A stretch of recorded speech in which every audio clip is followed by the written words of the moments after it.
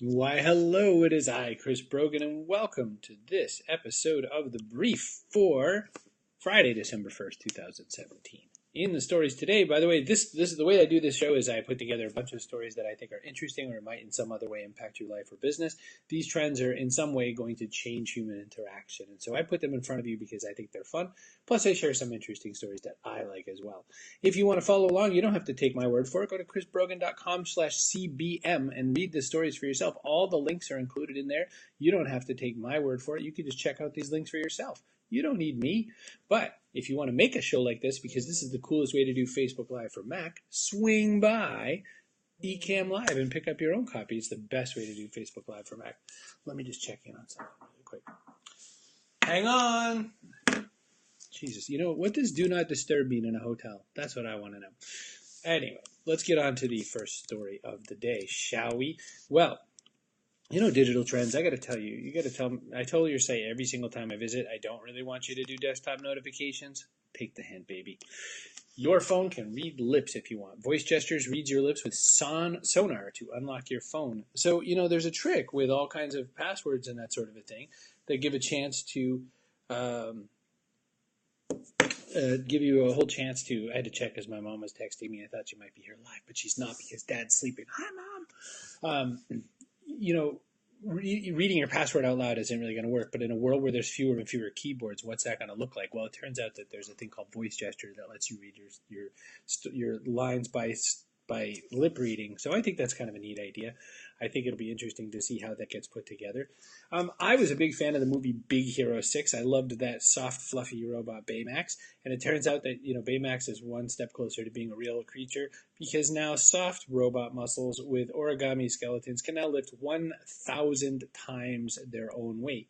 And if you don't want to have an image of Baymax in your head, you can think of that scene in Aliens where Ripley's wearing that exoskeleton.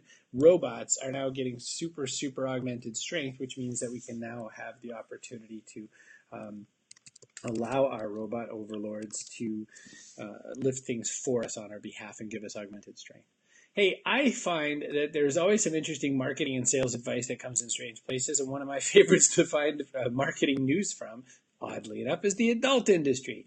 Pornhub, who is no stranger to really fun, interesting, and innovative marketing, whether or not you like porn, is launched a pop-up shop, no pun intended, featuring sex toys, aphrodisiacs, and a live webcam.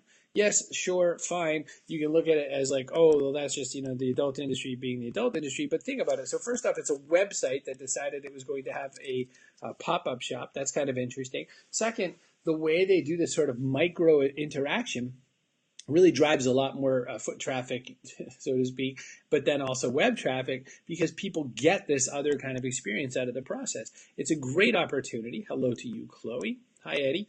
This is a great opportunity to sort of see how else this can work. Warby Parker has done it. Warby Parker now has eyeglasses stores in the real world. There are Barnes & Noble. I'll have a story a little later in the week. Barnes & Noble has said that they need to make their stores smaller. They were one of the ones who really pushed the big box format, but they've decided, you know what, it's kind of crazy having all kinds of games and records and stuff that people aren't buying. We should make our stores smaller and focus on books. How weird, a bookstore focusing on books. I know. In this story, solar power and solar energy equipment has really gone down and down and down in price, which makes it easier to do cool projects like this, like bringing a whole bunch of solar power and light to remote regions of Kenya. I had the opportunity, this is one company, this is a organization called BioLite, and they're doing these kinds of projects, and this article is really worth reading for that purpose. But I've also had in the recent days the opportunity to interview Manoj Bhargava, who was famous for 5-hour energy, but does all these other really cool projects at this nonprofit he makes called Billions and Change. He was showing some really cool ways to deliver light to people's houses and all that, because Manoj, a lot of his projects are focusing on really functional changes to people's lives in these spaces.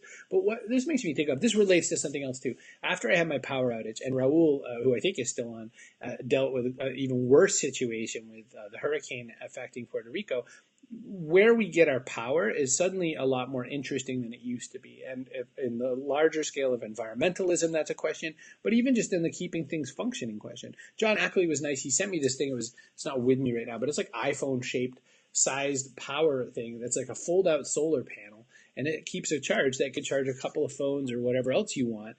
And it really got me thinking. And I think Raul, I sent you something that was like an emergency radio that also had a solar charger and all that sort of thing. I think it's really interesting that now that solar is so cheap and so distributable and all that, what kinds of places and areas can we use this to distribute extra power opportunities and or to lighten the load on fossil fuels and all that? This is something I just saw in a TED talk about cities, talking about the best cities are going to find ways to become energy independent as well. And I think that's a trend to start looking at as well. Totally different topic. If you want to break into the AR or VR industry, this is an article on VentureBeat on how to walk your way through it.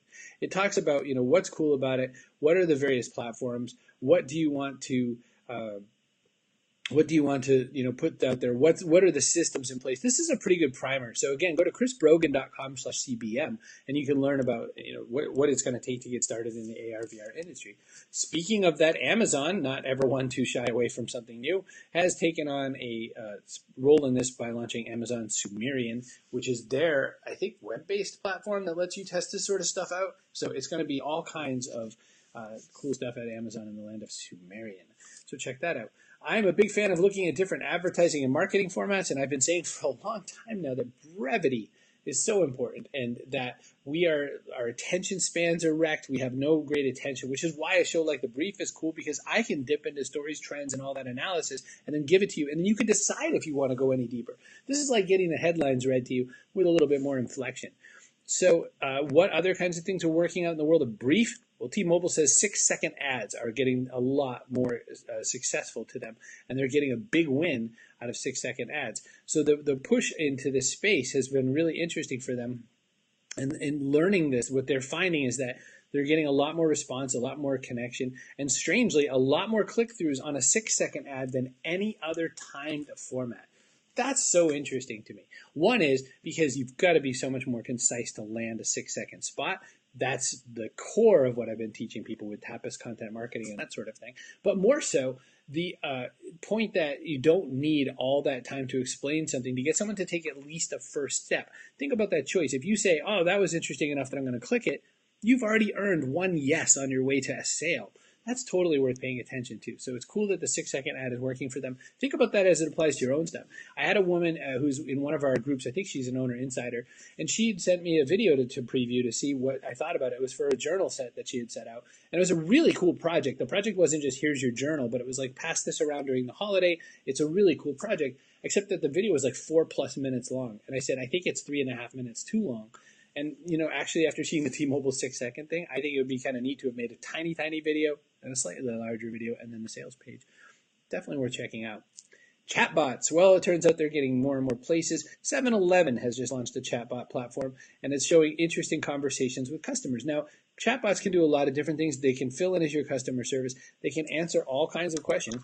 Millions of 7-Eleven fans, which there are such things, are allowing people to connect and talk. So the Messenger, the chatbot, is actually launched on the Facebook Messenger platform, so you connect to it through there. And what it's saying is that this bot allows you to do things, like first off, get opportunities to redeem their points, because I guess there's a point system there. I had no idea about that. They're actually doing things like Amazon Locker pickup, so the chatbot can let you know when your product has been delivered to the locker independently of Amazon. So there's some really interesting, crazy stuff going on in that space. I'm interested always in what's going on in the land of retail. It's not necessarily all of our business, but it is kind of fun to peek in. This is what Walmart CEO says the retail worker of the future is going to look like. And I find this an interesting story just because